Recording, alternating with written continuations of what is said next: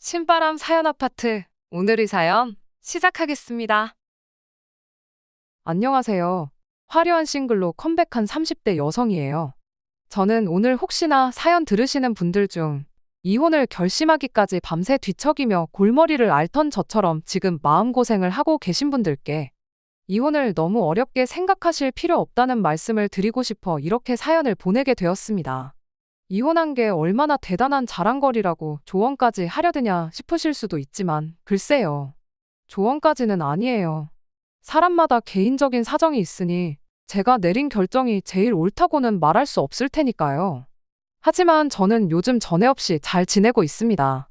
그러니 저는 제가 최선의 결정을 내렸다고 믿고 요만큼도 후회하지 않고 있어요. 이혼을 하고 나니 이렇게 속이 후련하고 편한데 그동안 뭐가 그렇게 두렵고 무서워서 시간만 끌고 있었는지 그런 인간의 아내로 흘려보낸 제 꽃같은 시절이 아쉽기만 합니다. 저와 남편 사이에 아이는 없어요. 그리고 처음부터 아이 생각이 없던 건 아니었지요. 결혼하자마자 직장을 관둔 것도 아이를 갖기 위해서였으니까요. 하지만 제가 직장을 관두기가 무섭게 남편은 완전히 다른 사람처럼 변했고 그런 남편의 모습에 진절머리가 난 이후로는 아예 아이를 가지려는 시도조차 안 하게 되더라고요. 그런데 이런 사정을 아는 친구가 언젠가 물었습니다. 그럼 아이가 있었으면 잘 살지 않았겠냐. 하지만 사람이 하나를 보면 열을 안다고 남편은 아이가 있다고 해서 크게 달랐을 것 같지 않아요. 오히려 제 신세만 2배, 3배로 고달퍼졌을 테지요. 그리고 다들 이야기하니까 저도 밝히자면 저희 또한 요즘 대세라는 반반 결혼을 했습니다. 남편이나 저나 당시의 벌이는 비슷한 편이었어요. 그런데 두 사람 다 사회생활을 시작한 지 얼마 되지 않았던지라 양가의 도움 없이 부부가 되기는 빠듯한 형편이었죠. 그래서 양가로부터 똑같은 액수의 지원을 받고 더 필요한 건 대출을 받았어요. 그런데 결혼하고 얼마 지나지 않아 남편이 아이 얘기를 꺼내기 시작했습니다. 둘 다 1살이라도 젊을 때 아이를 가져야 신체적인 부분에서나 경제적인 부분에서나 유리하지 않겠냐면서 말이에요.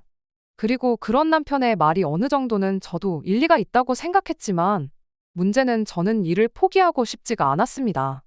출산과 육아로 생기는 공백이 부담스럽기도 했고 무엇보다 저는 제 일을 사랑했거든요. 하지만 결론부터 말하자면 결국 남편이 원하던 대로 저는 회사를 관뒀어요. 그나마 다행인 건 제가 종사하고 있던 분야가 프리랜서로 활동하기에도 나쁘지 않았으니까요. 하이리스크 하이리턴이란 말이 딱 맞는 업종이었던 거죠. 그래서 아예 아이를 안 낳을 거면 모를까 언젠가는 내려야 할 결정이란 생각에 남편의 뜻에 따라주기로 했네요. 회사를 나오던 날 대표님이 1층까지 따라 나오시면서 한 번만 더 생각해보지 않겠냐며 많이 아쉬워하셨어요. 그리고는 혹시나 복직하고 싶으면 언제든지 연락하라고 하셨는데 저도 그게 정말 그런 뜻은 아니었을 거라고 생각해요. 하지만 한편으론 그래도 내가 나름대로 인정은 받았었구나 하는 생각과 함께 이 회사에 들어오려고 제가 고군분투하던 시절이 주마등처럼 스쳐 지나가면서 기쁘기도 하고 아쉽기도 하고 그렇더라고요. 아무튼 그렇게 회사를 관두고 프리랜서 생활을 시작한 지 딱 1달이 지났을 때였어요. 그날도 평소와 마찬가지로 남편은 출근을, 저는 집에서 제 할 일을 하고 있었는데 갑자기 현관문이 열리는 소리가 나대요.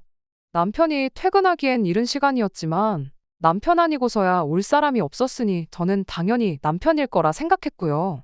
그런데 투덜거리며 복도를 지나 거실로 들어온 사람은 다름 아닌 시어머니셨습니다. 그리고 이제서야 생각해보면 저도 일단 인사라도 먼저 드렸으면 좋았을 텐데 생각지도 못한 시어머니의 방문, 그것도 시어머니께서 비밀번호를 직접 누르고 들어오셨다는 사실이 좀 황당했다 보니 저도 모르게 어떻게 들어오셨냐는 소리가 먼저 튀어나갔거든요.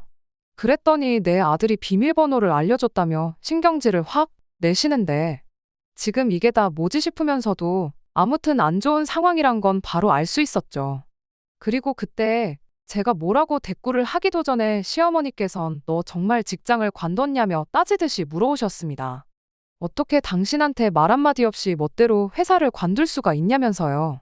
그런데 저로선 솔직히 그런 시어머니의 말씀이 쉽게 납득이 가질 않았어요. 저는 다 큰 성인이고 게다가 남편과 충분한 상의 끝에 내린 결정이었으니까요. 그리고 무엇보다 제가 회사를 관뒀다는 사실이 이렇게 시어머니께서 막무가내로 찾아오셔선 마치 저를 취조하듯 물으실 일인가 싶은 게 여러 가지로 황당하단 생각밖에 안 들더라고요. 그리고 동시에 남편에 대한 약간의 원망스러운 마음도 들었습니다. 왜 진작에 내가 회사를 관뒀다는 걸 시어머니께 말씀드리지 않은 거며 그렇다고 해도 왜 우리 둘이 사는 집 비밀번호까지 시어머니한테 알려드렸어야 하나 싶고 알려드렸으면 알려드렸다고 적어도 나한테 전화 한 통은 해줬어야 하는 거 아닌가 싶었으니까요. 하지만 이런 복잡한 제 마음을 시어머니께선 아시는지 모르시는지 계속해서 당신할 말만 이어나가셨습니다.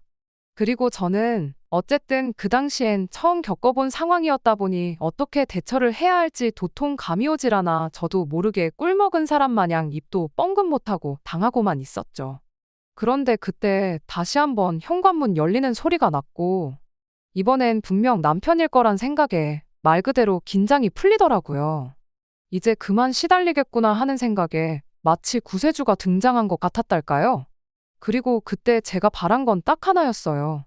다른 건 모르겠고 적어도 제가 왜 회사를 관두게 된 건지 남편이 시어머니한테 확실히 말씀드렸으면 했죠.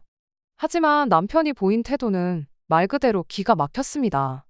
아이 타령을 해대면서 자기가 먼저 관두라고 했다는 이야기는 쏙 빼곤 마치 제가 프리랜서로 큰돈을 벌고 싶어 회사를 관뒀다는 식으로 시어머니께 말씀을 드리고 있었으니까요.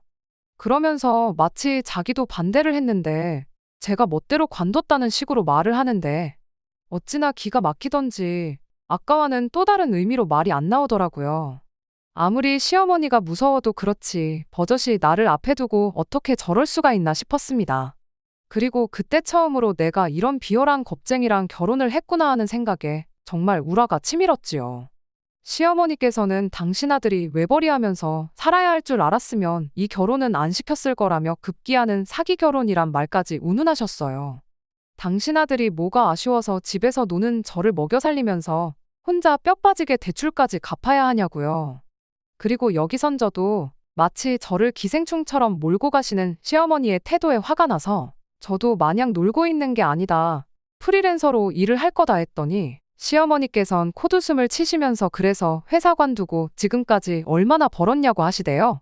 그런데 그 무렵엔 솔직히 이제 회사 관둔 지 한 달이었는데 벌이는 무슨 벌이가 있었겠어요. 그러니 또 저로서는 억울하긴 했지만 동시에 시쳇말로 깨갱하고 납작 엎드릴 수밖에 없었죠. 그리고 그제서야 시어머니께서 본심을 드러내셨습니다. 당신 아들이 외벌이를 하는 한 친정에는 아무것도 해주지 말라고 당신은 절대로 그 꼴은 못 본다고 하셨거든요. 그런데 저는 이런 시어머니의 말씀이 솔직히 황당하기 짝이 없었어요. 막말로 제가 얼마나 친정에 퍼주고 있었다면 모를까. 친정에 하는 거라곤 시댁과 똑같이 매달 30만 원씩 드리는 용돈이 전부였으니까요.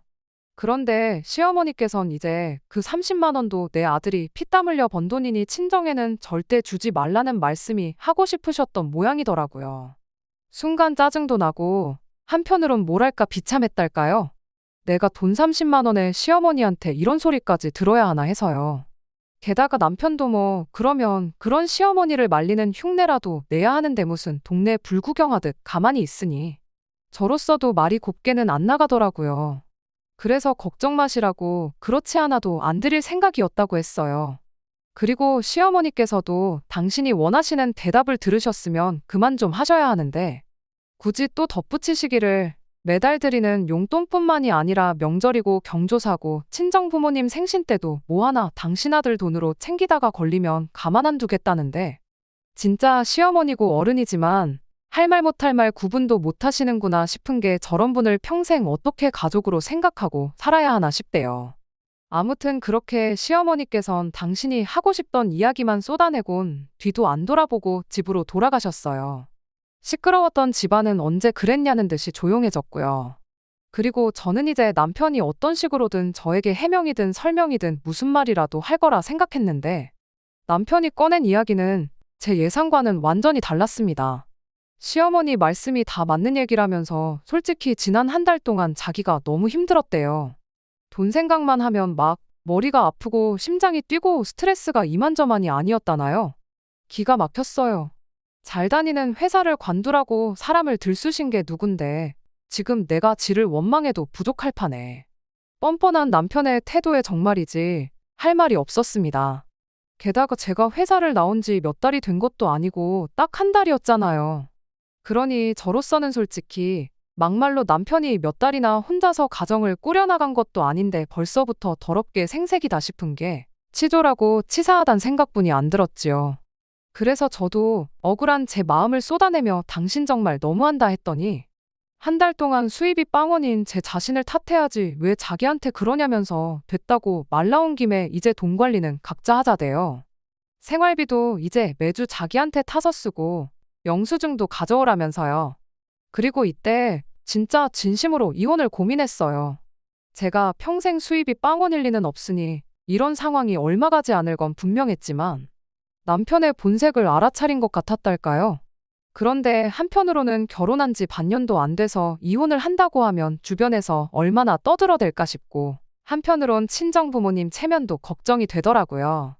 그래서 결국 이혼 소리는 못 꺼내고 대신 일단 하루빨리 다시 돈부터 벌어야 한다는 생각에 이튿날 날이 밝기가 무섭게 전 직장을 찾아갔습니다. 그런데 저를 맞으시는 대표님의 표정이 아주 반갑기만 한 것은 아니었어요. 뭔가 제가 부탁하면 어떻게 거절을 해야 하나 하는 난감함이 얼굴에 그대로 드러나 있었거든요. 그리고 그런 대표님의 표정을 보고 나니 저도 자존심이 있지 차마 돌아오고 싶단 말은 할 수가 없었습니다. 부탁이란 게 하는 사람도 어렵지만 거절해야 하는 사람 입장도 쉽지는 않으니까요. 그리고 저는 무엇보다도 대표님과 제 관계를 허투루 날려버리고 싶진 않기도 했어요.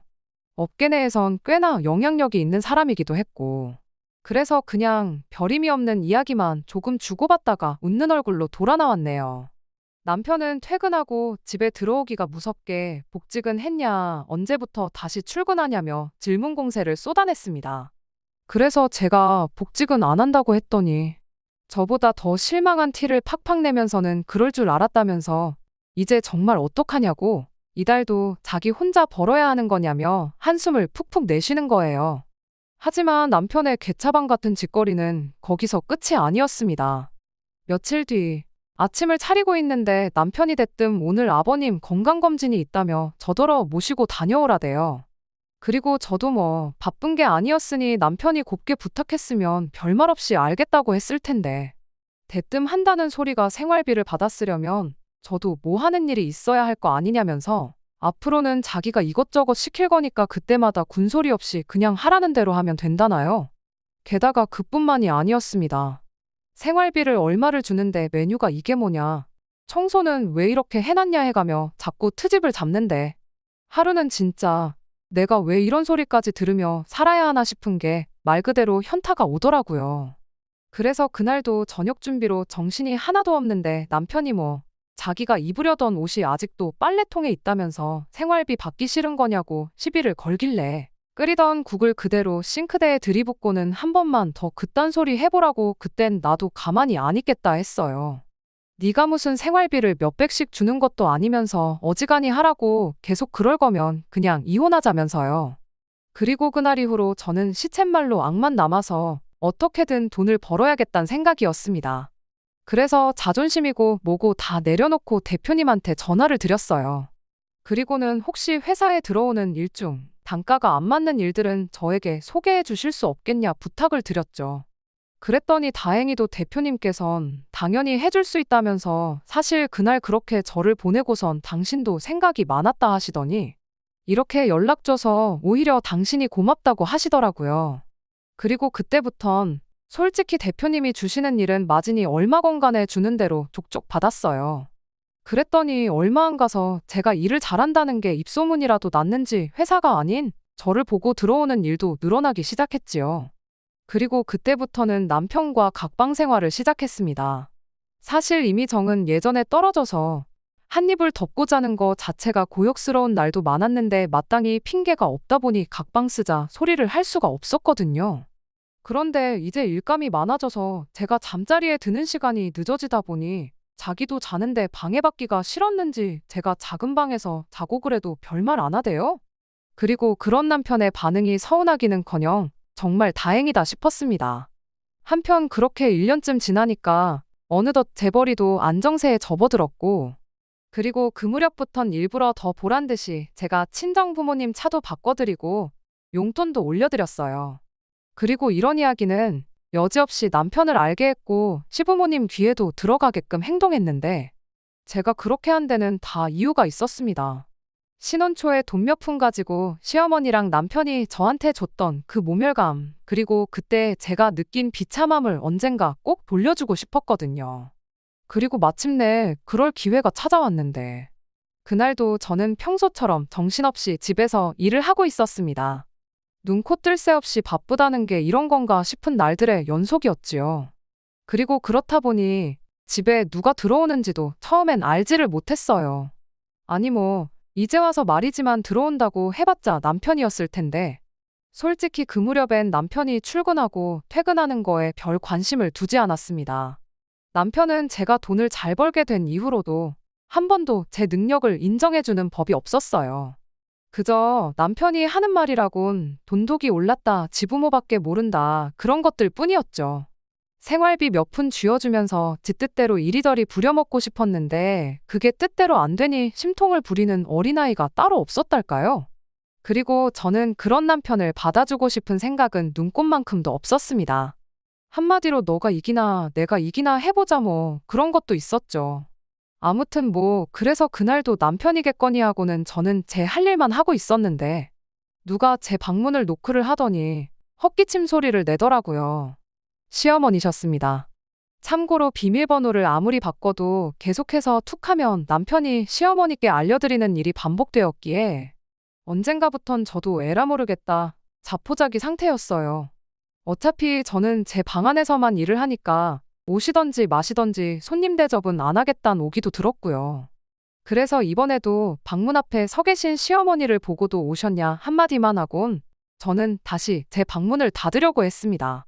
일을 해야 했으니까요. 그런데 시어머니께서 얘기 좀 하자며 저더러 거실로 나오라시더니 저한테 뭐라도 좀 내와야 하는 거 아니냐대요. 그래서 저희 집 어디에 뭐가 있는지는 저만큼 어머님도 잘 아시지 않냐? 필요하신 거 있으시면 꺼내 쓰시고 드시고 싶으신 건 찾아 드시라 했습니다. 그랬더니 당연히 또 싫은 소리를 하셨죠. 돈 몇 푼 버니까 시애미가 시애미로도 안 보이냐? 너는 네 부모한테도 그렇게 말하냐? 하지만 시어머니께서 아무리 무슨 말씀을 하셔도 제가 들은 척도 않고 미동도 없으니 이내 어이가 없다는 듯 혀를 한번 차시더니 대뜸 저더러 요새도 돈 좀 버냐 그러시는 거예요. 그래서 네, 잘 벌어요 했더니 그 돈 그렇게 벌어서 다 뭐하냐, 어디다 쓰냐 그러시대요.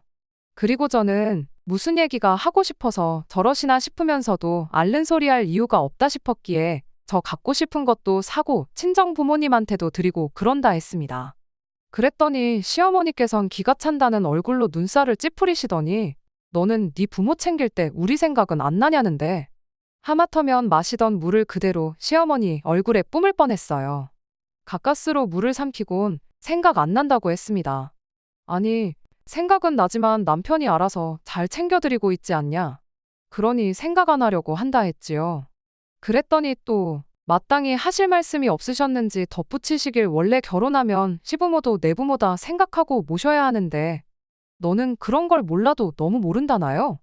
그래서 저도 어머님 아버님이 저를 딸처럼 생각치를 않으시는데 저라고 그게 되겠냐 했습니다. 그랬더니 진짜 뻔뻔하게도 우리가 언제 너를 그렇게 생각을 안 했냐면서 당신 아들이랑 제가 결혼하던 그날부터 당신들은 저를 큰딸, 신우를 막내딸 그렇게 생각하고 있었다대요. 그리고 그 말에 정말 온몸에 소름이 끼칠 만큼 어이가 없었던 저로서는 그동안 가슴에 맺혔던 이야기를 꺼냈습니다. 그렇게 생각하시는 분이 제가 직장 관두고 겨우 한 달 쉬었을 때 찾아오셔선 그렇게 막말을 해대셨냐고, 저를 마치 거머리 기생충처럼 표현하셨지 않냐고요. 그러니까 시어머니께서 하신 말씀이 가관이었습니다. 그게 다 저 잘 되라고 한 얘기였다고 하셨거든요. 그러면서 제가 당신의 진심을 몰라줘도 너무 몰라준다면서 섭섭하다는데 도대체 무슨 꿍꿍이로 저런 말도 안 되는 억지를 써가면서 나오지도 않는 눈물을 쥐어짜내나 싶은 게 저로서는 말 그대로 한편의 쇼를 보는 듯 했지요. 그리고 그때 황당해하는 제 표정을 시어머니께선 어떻게 받아들이셨는지 대뜸 제 양손을 부여잡으시곤 이제부터라도 저랑 정말 친모녀처럼 잘 지내보고 싶다더니 난데없이 신우 때문에 속상해 죽겠답니다. 그러면서 이 일을 어떻게 해야 할지 상의할 사람이 저밖에 없다나요. 그리곤 제 눈치를 쓱 살피고는 하는 말이 신우가 결혼할 상대가 의사라는데 딱 지금 나한테 돈 얘기를 하려고 이러는구나 하는 감이 오더라고요. 하지만 아무것도 모르겠다는 식으로 계속해서 시어머니가 하시는 이야기를 듣고만 있었습니다. 그랬더니 이제 시어머니도 답답하셨는지 저도 사회생활을 해봤으니 알 거 아니냐면서 그쪽에선 병원 개원을 원하는 것 같은데 우리가 그럴 형편까진 안 되는 거 너도 알지 않냐. 대신 평수 작은 신혼집이라도 하나 해주려고 하니 돈 좀 보태달라대요. 그리고 저는 당연히 그런 시어머니한테 그 돈을 왜 제가 보태줘야 하냐고 되물었어요. 제가 정말 책상 앞에서 몇 시간씩 허리 한번 제대로 못 펴고 일해가며 번 돈인데 그 돈을 왜 신우 신혼집에 보태주냐고요. 그리고는 잘난 어머님 아들하고 이야기하시라니까 걔가 무슨 돈이 있냐는데 저도 알고 있었어요. 남편이 개털인 거. 제가 친정만 챙기는 걸 보고는 오기가 났는지 어느 날부턴가 남편도 아주 질세라 시댁에 이것저것 마구잡이로 사서 날라댔거든요. 그리고 그것도 유치하게 지도 이제 저한테 보라고 그런 거겠지만 택배로 한 번에 시댁으로 시키면 될 걸 꼭 우리 집으로 시켜서 보란 듯이 지가 하나하나 갖다 나르더라니까요. 그런데 남편이야 제 정확한 수입을 몰랐지만 저는 어쨌든 어느 정도는 파악을 하고 있었고 그러니 어느 순간부터 저 인간 저렇게 해서 뭐 남는 게 있나 싶었는데 역시나 제 예상대로였던 거지요. 하지만 뭐 그렇다고 해도 제 마음은 달라지지 않았습니다.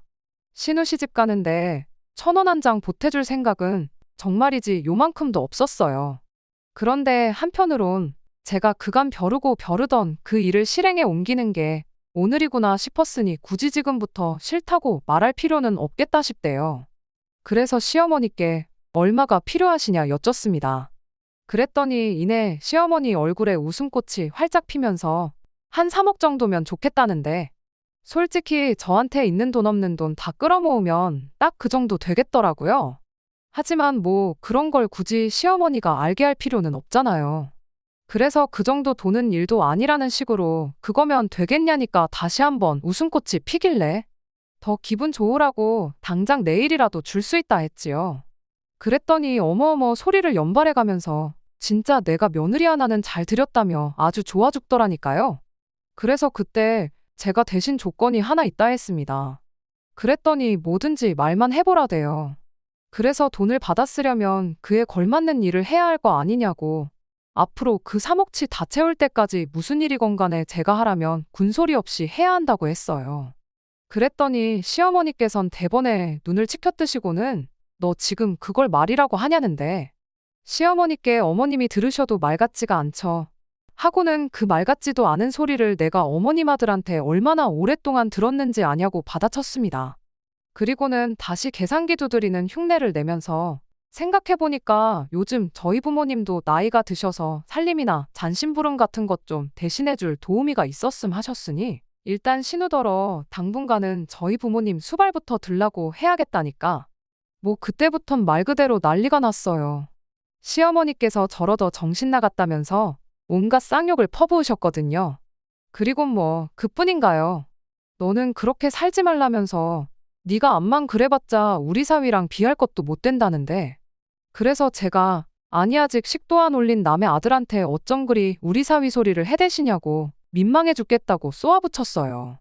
그리고 그날 저녁 시어머니께서 씩씩대며 집에 가셨다는 사실을 남편이 모를 리가 없었고 그러니 제 예상대로 퇴근하기가 무섭게 남편은 우리 엄마한테 뭔 소리를 짓거린 거냐며 저에게 달라들더라고요. 그래서 내가 뭐 못할 말 했냐. 네가 했던 말 그대로 했는데 왜 난리냐 했더니 남의 인생을 가지고 제가 뭐 갑질을 했다면서 말도 안 되는 헛소리를 짓거리더니 급기야는 도무지 저 같은 여자랑은 못 살겠다면서 이혼 얘기를 꺼내더라고요. 이땐 솔직히 아차 싶으면서 말 그대로 기분 참 더러웠습니다. 이혼 얘기를 꺼내도 내가 꺼냈어야 하는데 하는 생각 때문에요.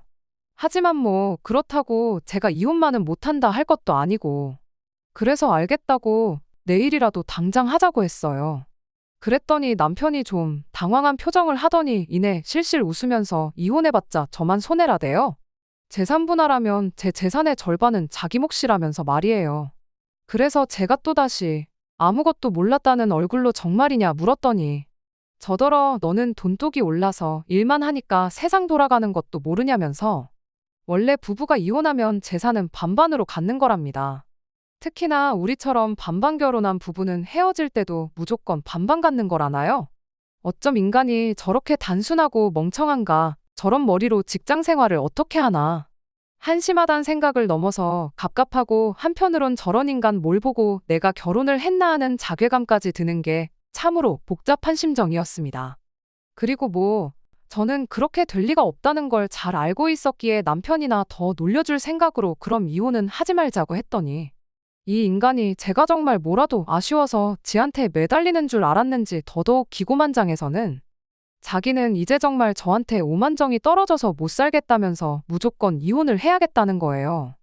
그리고 그렇게 이튿날 이혼에 필요한 서류들을 미리 다 챙겨놓고 남편이 퇴근하기만을 기다리고 있는데 9시가 넘어서야 남편이 말 그대로 죽상을 하고 집에 들어왔습니다.